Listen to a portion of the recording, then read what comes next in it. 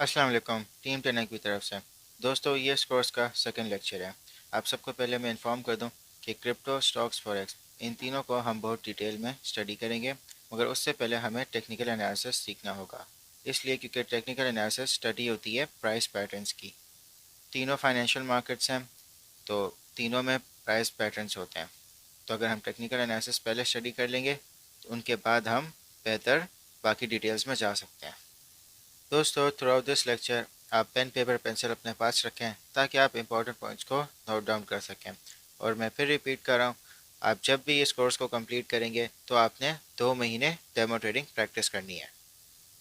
दोस्तों, इस लेक्चर में हम 4 टॉपिक्स को कवर करेंगे। पहला टॉपिक ये है टाइप्स ऑफ ट्रेड, कि ट्रेड्स कितने टाइप्स की होती हैं और उनके क्या टाइम फ्रेम होते हैं। आपको कौन सी ट्रेड करनी चाहिए और किस टाइम फ्रेम में करनी चाहिए। इससे आपको आइडिया होगा कि आपको कौन सी ट्रेड करनी चाहिए अगर आप एक स्टूडेंट हैं या आप जॉब पर्सन हैं। मैं सबके लिए बताऊंगा कि आपको किस टाइप की ट्रेड करनी चाहिए। दूसरे टॉपिक में हम टाइप्स ऑफ मार्केट और मार्केट साइकिल पे बात करेंगे कि मार्केट साइकिल्स कैसी होती हैं, जो कि हम चार्ट्स पे देखेंगे। मार्केट के जो ट्रेंड्स होते हैं वो किस टाइप के होते हैं, मार्केट में क्या क्या ट्रेंड आते हैं, किस तरीके से उन्हें पता करना है, ये सारी चीज़ें हम चार्ट्स पे देखेंगे। दोस्तों, थर्ड टॉपिक में हम डॉलर कॉस्ट एवरेजिंग पे बात करेंगे कि डॉलर कॉस्ट एवरेजिंग क्या होती है, किस तरह होती है और आपने इसको कब कब यूज़ करना है। आखिरी टॉपिक जो होगा सबसे इम्पोर्टेंट, पोर्टफोलियो मैनेजमेंट। इसका मतलब ये है कि जो आपके पास आपके फंड्स हैं उसको कैसे मैनेज करना है। और आपने जब ट्रेड्स लेनी है तो क्या रिस्क टू रिवॉर्ड रेशियो होगा, और आपके जो फंड्स हैं उसको आपने किस तरह उनके उनको अकाउंट्स में डिवाइड करना है। दोस्तों, हमारा सबसे पहला टॉपिक टाइप्स ऑफ ट्रेड। जैसा कि आप देख सकते हैं, मैंने ये 4 फोटोज़ बनाई हुई हैं इस ताकि आपके लिए आसानी हो समझने में।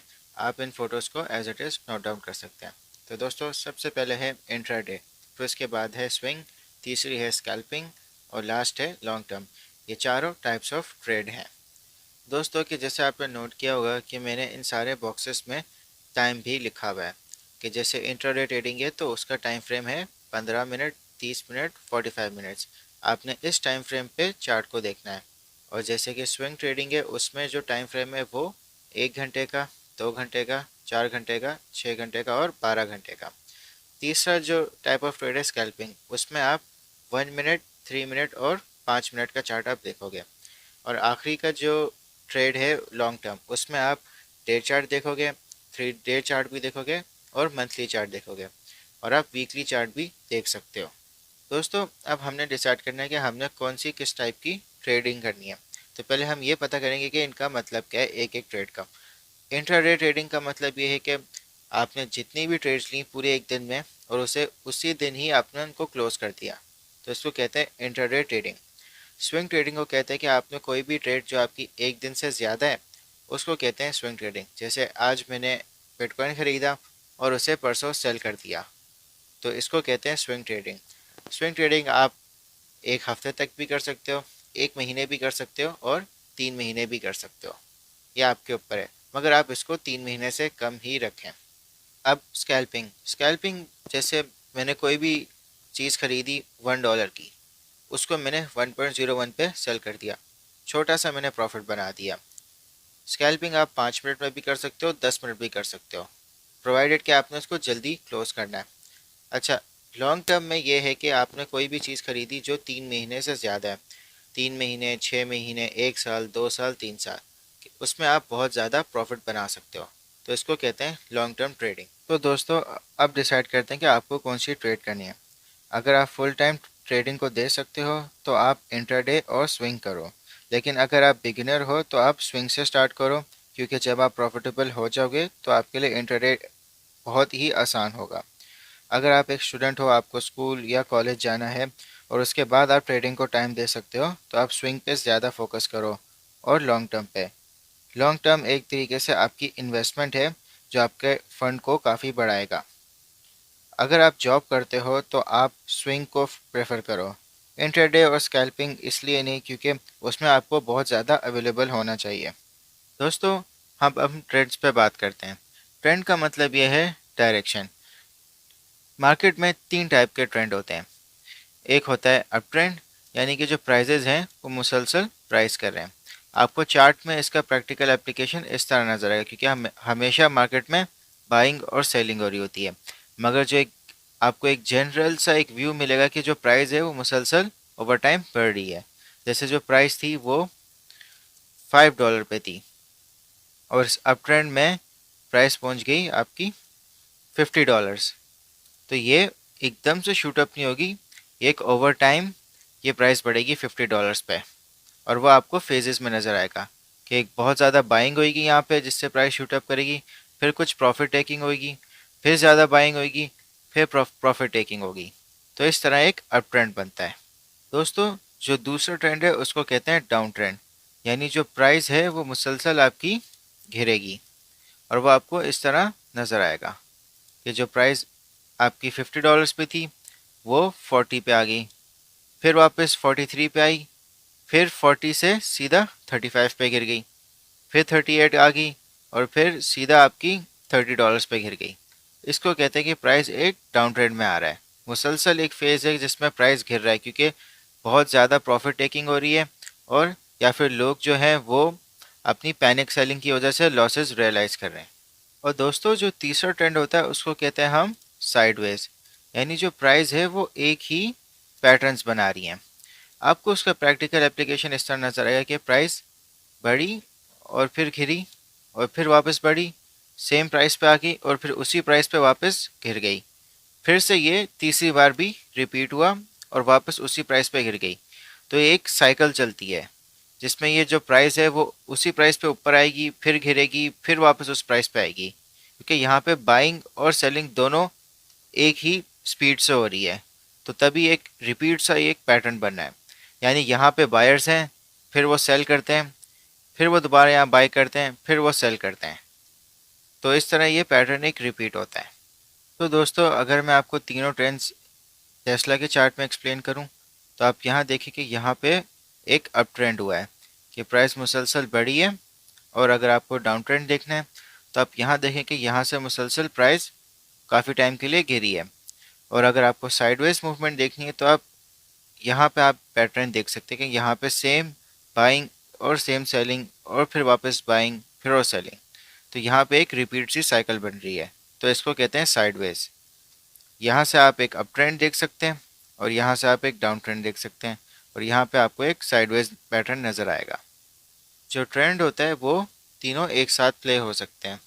जैसे कि अगर आप यहाँ देखें कि ये डाउन ट्रेंड में गया, फिर उसके बाद ये साइडवेज मूव हुआ, फिर ये वापस से डाउन ट्रेंड में आया, फिर यहाँ से इसने अप ट्रेंड बनाया, फिर वापस से इसने डाउन ट्रेंड बनाया और फिर इसने एक मेजर अप ट्रेंड बनाया, फिर इसने डाउन ट्रेंड बनाया और फिर ये साइडवेज हो गया, फिर से इसने अप ट्रेंड शुरू किया। तो ये तीनों रैंडमली एक साथ प्ले हो सकते हैं। अब हम बात करते हैं मार्केट साइकिल्स की। दो टाइप की मार्केट साइकिल्स होती हैं, बुल मार्केट या बेयर मार्केट। बुल मार्केट में जो प्राइजेज होती हैं वो काफ़ी लंबे अरसे तक ऊपर की तरफ जाती हैं, और बेयर मार्केट में जो प्राइजेज होती हैं वो काफ़ी अरसे तक नीचे की तरफ जाती हैं। फाइनेंशियल मार्केट्स में दो टाइप के प्लेयर होते हैं, बुल्स और बेयर्स। बुल्स वो प्लेयर्स होते हैं जो मार्केट को ऊपर लेके जाते हैं, बेयर्स वो प्लेयर्स होते हैं जो मार्केट को नीचे लेके जाते हैं। इनके पास सबसे ज़्यादा पैसा होता है। मैंने आपको फॉर्मूला बताया था लास्ट लेक्चर में, price is equals to market cap upon circulating supply. जिसके पास सबसे ज़्यादा मार्केट कैप होगा वो किसी भी टाइप की मूवमेंट मार्केट में कर सकता है, चाहे वो ऊपर लेके जाए या नीचे लेके जाए। तो जो बाकी जो लोग होते हैं वो इन सबको ऑब्जर्व कर रहे होते हैं कि जैसे अभी बिटकॉइन का यहाँ पे बुल रन शुरू हुआ था, तो इसमें टेस्ला ने भी इन्वेस्ट किया था। तो उसकी वजह से जो लोग बहुत सारे जिनको क्रिप्टो के बारे में बिल्कुल भी नहीं पता था उन्होंने भी इन्वेस्टमेंट शुरू कर दी थी, क्योंकि एक बहुत बड़ी कंपनी ने इन्वेस्टमेंट शुरू कर दी थी बिटकॉइन में। तो इससे एक सेंटिमेंट बना। इसी तरह बेयर मार्केट में भी एक सेंटिमेंट होता है कि जो मेजर प्लेयर्स होते हैं वो प्रॉफिट टेक कर लेते हैं, सेल कर देते हैं अपनी होल्डिंग्स। तो उससे क्या होता है कि मार्केट कैप का एक मेजर चंक कम हो जाता है। इसी वजह से बहुत सारे लोग पैनिक में आते हैं प्राइस को गिरते हुए, तो वो भी लॉस पर सेलिंग शुरू कर देते हैं। तो उसकी वजह से एक बेयर मार्केट शुरू हो जाती है। एक और इम्पॉर्टेंट बात यह है कि इन साइकिल्स में हमेशा आपको ट्रेंड्स नज़र आएंगे। अप ट्रेंड भी नज़र आएगा, डाउन ट्रेंड भी नज़र आएगा, साइडवेज भी नज़र आएगा।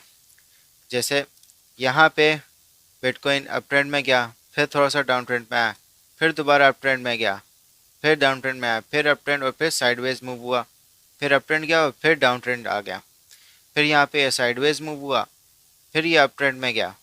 तो इसी तरह ये रैंडमली इन ट्रेंड्स में आपको साइकिल नज़र आएगी। साइकिल में मगर आपको जो सेंटिमेंट बता रहा होगा वो आपको एक लॉन्ग टर्म पिक्चर बताएगा। अब आपने हमेशा फाइनेंशियल मार्केट्स में उस चीज़ पर नज़र रखनी है जहाँ पे लोगों ने सबसे ज़्यादा पैसा लगाया हुआ है। जैसे क्रिप्टो करेंसीज में सबसे ज़्यादा लोगों ने पैसा बिटकॉइन में लगाया हुआ है, तो बिटकॉइन एक मेजर प्लेयर है। अगर बिटकॉइन की कोई भी मूवमेंट होगी तो वही चीज़ आपको बाकी क्रिप्टो करेंसीज में नज़र आएगी। कुछ एक्सेप्शंस होती हैं, मगर ओवरऑल अगर कोई भी एक मेजर मूव बिटकॉइन करेगा वो आपको बाकी क्रिप्टो करेंसीज में रिफ्लेक्टेड नज़र आएगा। मैं आपको कंपेयर के थ्रू समझाता हूँ। जो आप ट्रेडिंग व्यू में प्लस फीचर है, अगर आप इस पर क्लिक करेंगे तो आप जो भी चार्ट आप देख रहे हैं उसको आप किसी दूसरे चार्ट के प्राइस से कंपेयर कर सकते हैं। जैसे लाइट कॉइन है, ये भी एक क्रिप्टो करेंसी है, तो मैं आपको बिटकॉइन और लाइट कॉइन की मूवमेंट को कंपैरिजन करवाता हूँ। जो ऑरेंज कलर है ये लाइट कॉइन का प्राइस है। आप सिर्फ देखें कि जब बिटकॉइन अप ट्रेंड में गया तो उसी तरह लाइट कॉइन भी अप ट्रेंड में गया, जहाँ बिटकॉइन डाउन ट्रेंड में गया तो उसी तरह लाइट कॉइन भी ड्रॉप हो गया। जब दोबारा बिटकॉइन ने अपना बुल मार्केट शुरू की तो इसी तरह लाइट कॉइन की भी प्राइस ऊपर गई। एक और एग्जांपल देख लेते हैं, जैसे इथेरियम है।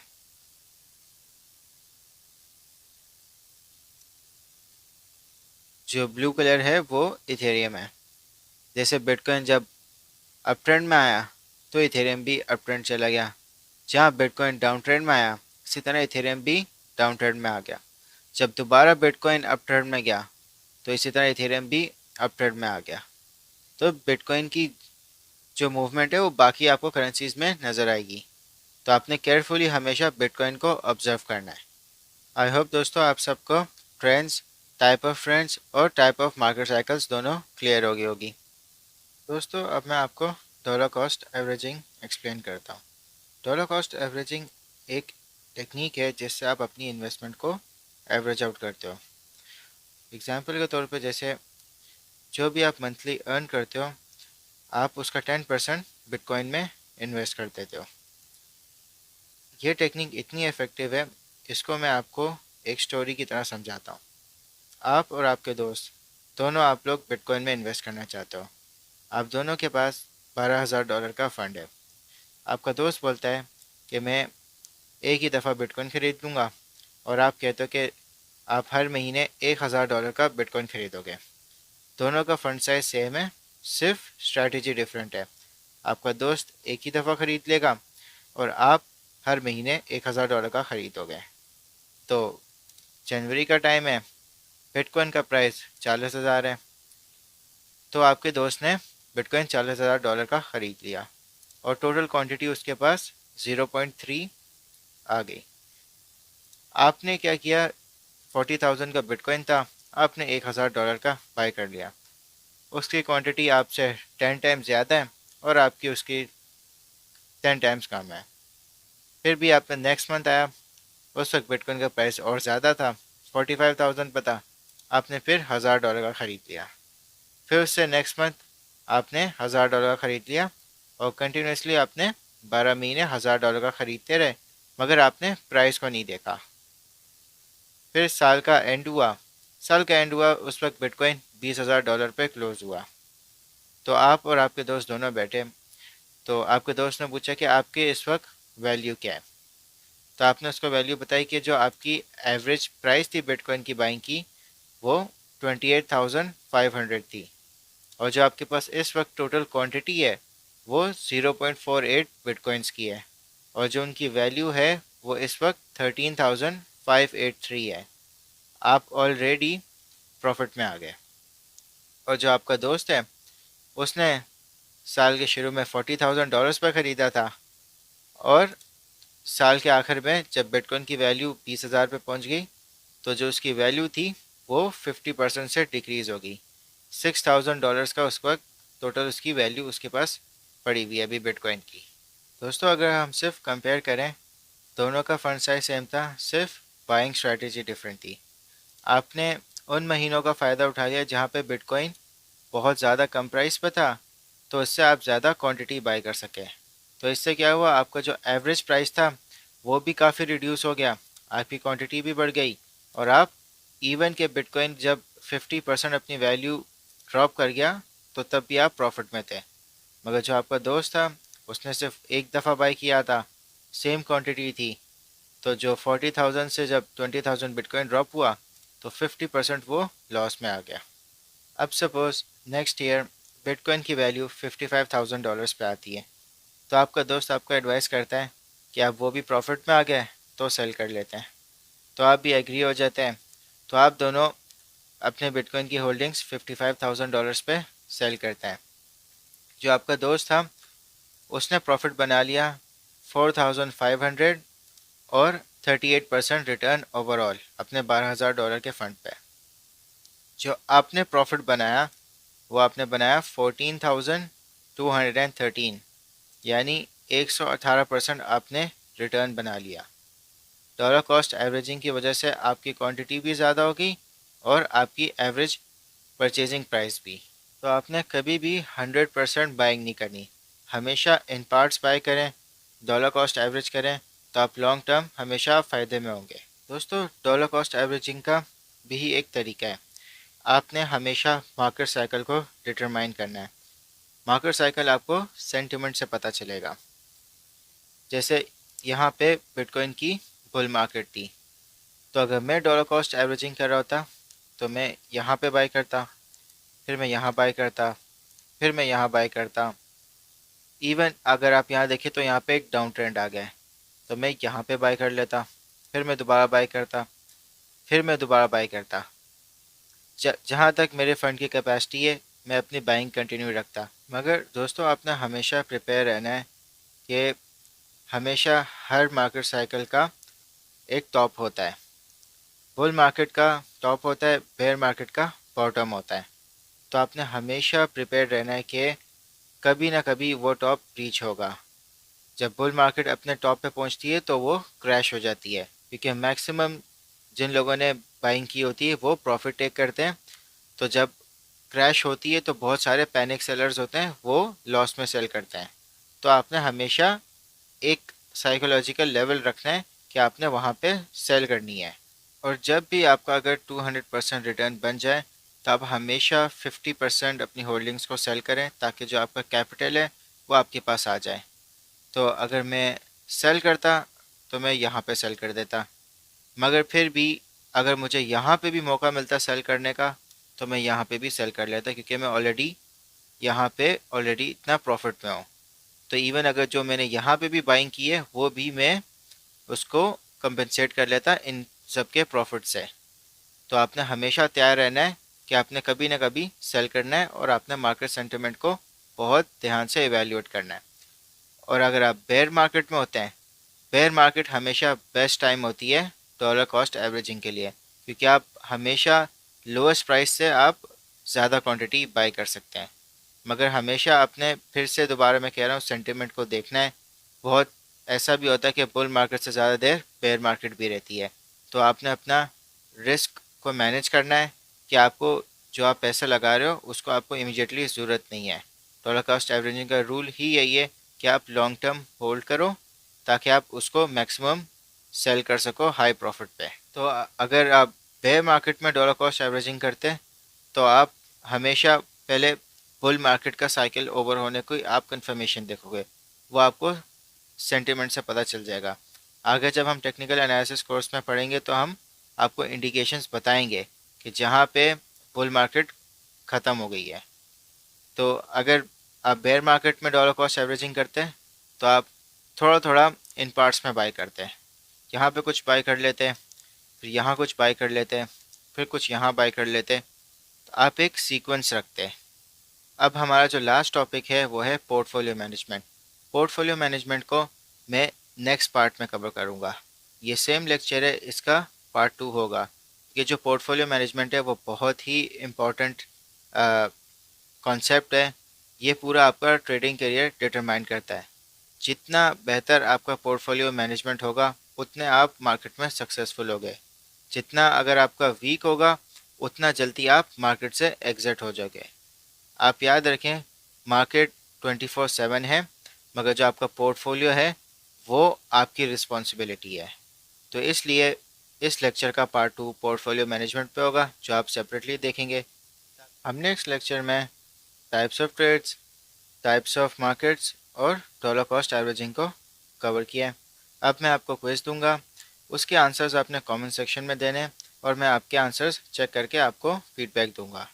Best of luck. क्विज में आप सब ने सबसे पहले क्वेश्चन 1 आंसर करना है कि क्या टाइम फ्रेम्स है इंट्राडे ट्रेडिंग के, स्कैल्पिंग के, स्विंग के और लॉन्ग टर्म के। आपने इन सब के टाइम फ्रेम्स बताने। क्वेश्चन 2 में आपने बताने के ट्रेंड क्या है इस प्राइस सीक्वेंस पे। इस प्राइस सीक्वेंस को आप क्लोजली मॉनिटर करें और बताएं कि क्या ट्रेंड चल रहा है इन प्राइजेस को देख के। फिर आपने क्वेश्चन 3 में बताना है कि बुल्स क्या होते हैं और क्वेश्चन 4 में आपने बताना है कि बेयर्स क्या होते हैं। क्वेश्चन 5 सबसे इम्पॉर्टेंट है, इसको आपने लाजमी अटेम्प्ट करना है। आपने घबराना नहीं है, बहुत ईजी सवाल है, ठीक है। अगर आपको मुश्किल लगे आप इस लेक्चर को दोबारा रिपीट कर लें डॉलर कॉस्ट एवरेजिंग का। आपके पास $36,000 है इन्वेस्टिंग के लिए। आप $12,000 इन तीनों में आपने इन्वेस्ट करना है, ठीक है। $12,000 आप टेस्ला में करोगे, $12,000 आप बिटकॉइन में करोगे और $12,000 आप यूएस डॉलर में करोगे। जब आपने $12,000 सारा आपने इन्वेस्ट कर लिया, फिर अगले साल आप टेस्ला को बेचोगे $2,000 पे, फिर आप बिटकॉइन को बेचोगे $75,000 पे और यूएस डॉलर को आप बेचोगे 220 पे। ये सारे मंथ्स हैं, ये इन सब के प्राइजेज हैं, ठीक है। आपने अपनी एवरेज बाइंग, टोटल क्वांटिटी और प्रॉफिट कैलकुलेट करना है, जैसे मैंने डॉलर कॉस्ट एवरेजिंग के आपको एक्सप्लेन की थी। और याद रखना, आप $1,000 हर महीने इनमें इन्वेस्ट कर रहे हो, यानी जनवरी में आपने 1,000 इन्वेस्ट किया, फेब में आपने 1,000 इन्वेस्ट किया और सो ऑन आपने 12 महीने 1,000 इन्वेस्ट किया, ठीक है। फिर उसके बाद आपने अपनी एवरेज बाइंग कैलकुलेट करनी है, आपका टोटल क्वांटिटी कैलकुलेट करनी है और प्रॉफिट, ये आपने तीनों की कैलकुलेट करनी है, टेस्ला की भी, बिटकॉइन की भी और यूएस डॉलर की। एवरेज बाइंग का आपको फॉर्मूला मैंने यहाँ पे लिख के दे दिया है।